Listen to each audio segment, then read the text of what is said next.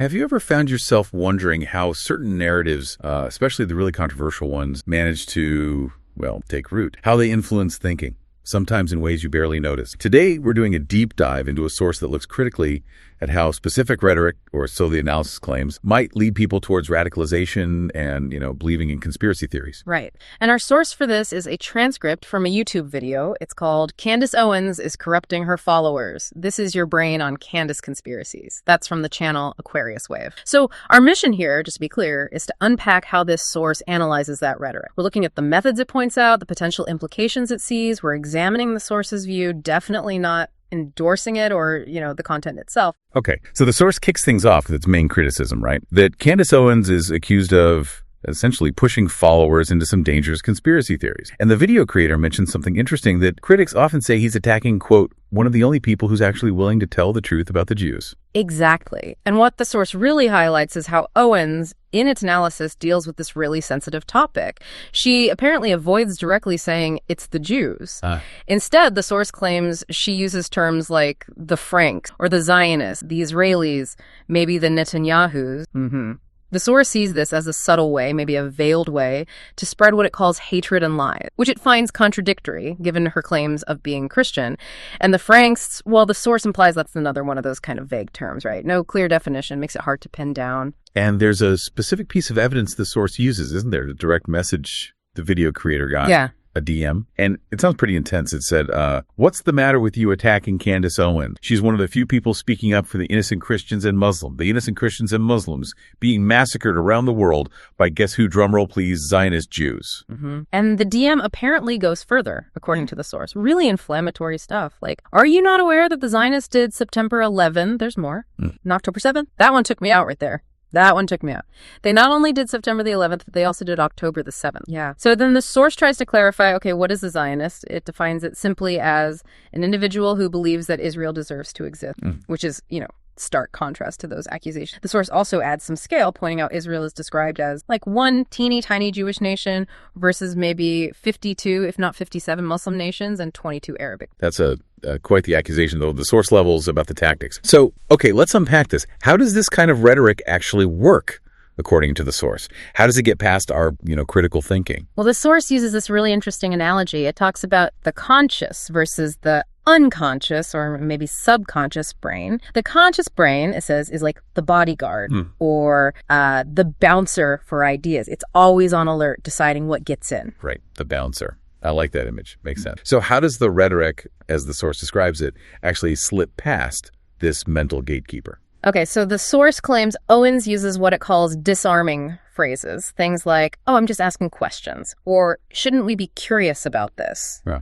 And the argument from the source is these phrases basically tell the conscious brain, the bouncer, to chill out. And that lets these, unsubstantiated claims and conspiracies kind of seep into the unconscious or subconscious part of the brain. The source really stresses that repetition and emotion are key. That's how these things get embedded, become beliefs you accept on a gut level, a visceral level. I see. So the language itself is almost like a key to unlock that subconscious part, bypassing the critical guard at the door. That's the idea presented in the source, yes. It suggests the how is just as important as the what. How it's packaged determines if our critical filters even switch on. So given all that, it sounds like the source isn't just critiquing specific words or people. It's making a bigger point about how conspiracy theories themselves work fundamentally. Yeah. What does it say about that? Exactly.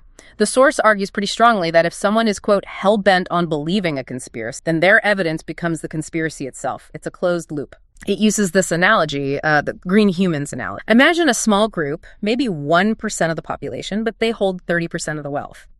And they get blamed for all the poverty affecting the other 99%. The source says, in that scenario, any bad thing involving a green human is immediately seized as proof of the conspiracy. It fits the narrative. Other fact, ignore. Right. Confirmation bias cranked up to 11. Pretty much. The conspiracy itself is the lens, and anything that fits gets magnified. Anything that doesn't is just disregarded. And the source also points out something it sees as an inconsistency in Owens' own arguments, doesn't it? About cultural differences. It does. It observes that Owens can apparently differentiate quite easily between cultural factors when she talks about, say, the success rates of Asian Americans or white Americans compared to black Americans. The source quotes her reasoning as something like, these people do something different, and that's why they get a different result. Simple cause and effect based on cultural practices or choices. But The source claims when the topic shifts to Jewish success, like, the high percentage of Nobel Prize winners or success in science, business, whatever, suddenly it's not about cultural factors or choices anymore. According to the source, Owens attributes that success to conspiracy. The suggestion is she has this internalized narrative, and everything has to fit that story, even if it seems inconsistent with her other explanation. It can't just be individual choices or group focus in this. Which leads to a broader psychological point the source makes about a victimhood narrative. Yes, exactly. The idea that, according to the source, many people have internalized a victimhood narrative or victimhood ideology or identity. Yeah. So they're always looking outside themselves for the reason for their problems. It's always somebody else's fault, whether it's, a marriage failing or being broke or hating your job. Right. It's easier than looking inward, maybe. Perhaps. And the source then scales this up from the personal to the societal level. It suggests this thinking leads to, it must be that group over there. They're the reason why all of us are in the situation we're in. The scapegoat mechanism. Precisely. And the source explicitly connects this to historical anti-Semitic stuff, saying it has been around since the beginning of damn time. It even says you can just open up a Bible and see examples of groups being targeted throughout history. So it's positioning this not just as individual psychology, but as tapping into these very old, very deep societal patterns of blame. Okay, this raises a pretty serious question then. Yeah. What does the source say about the real world consequence? If these beliefs, this false flag mentality become widespread. First, maybe just quickly, what does the source mean by false flag here? Sure. So in this context, as the source uses the term, a false flag is basically when one group carries out an attack but makes it look like another group did it. It's deception, meant to mislead or justify something. So the source warns about misidentifying who the real enemy, the actual adversary, is. It paints this scenario where, because of this kind of rhetoric, a group like Hamas then becomes the victim in the public eye. This could lead to sympathy, maybe even aid, going to groups that are actually hostile. And the danger, the source suggests, is infiltration, maybe even takeover, impacting you directly, your home, your buildings, your family. That's a stark warning. And the source seems to suggest there's a dangerous disconnect for people who easily throw around terms like false flag, right? Yeah, it really emphasizes that. It contrasts how easy it is to say false flag if you're, quote, not used to war, versus the actual brutal reality for people living in war zones. It implies there's a dangerous detachment there, a failure to grasp the real stakes when you're just consuming this stuff online versus living it. Focusing on these conspiracies, the source warns, leaves people vulnerable and unprepared for genuine threats. And what's the potential global consequence, according to the source, if a whole population starts believing these things? Well, the source suggests that the rest of the world might start seeing that population as the actual problem. They might just decide to leave you to perish, especially if there's a powerful propaganda machine pushing in opposition. Okay. So the conclusion drawn by the source is pretty grim. This rhetoric isn't harmless talk. It claims it creates countless people who are latching on to this and that it causes real life harm, even if the speakers themselves aren't,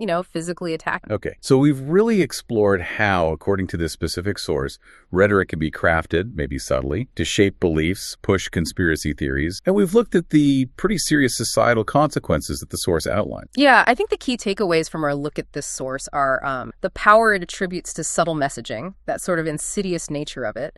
Also, the psychological appeal it describes finding scapegoats through these internalized narratives. Yeah. And ultimately, it underscores the importance the source places on critically evaluating information really rigorously, especially when it touches on history or points fingers at entire groups for complex problems. Which brings us to our final thought for you, the listener. Considering these mental mechanisms, the source highlights that conscious brain bouncer idea. For what might be your own personal responsibility in, let's say, strengthening that bouncer? How can you sharpen your critical evaluation skill, particularly when you encounter information suggesting one specific group is solely responsible for big, complex societal issues? Something to think about.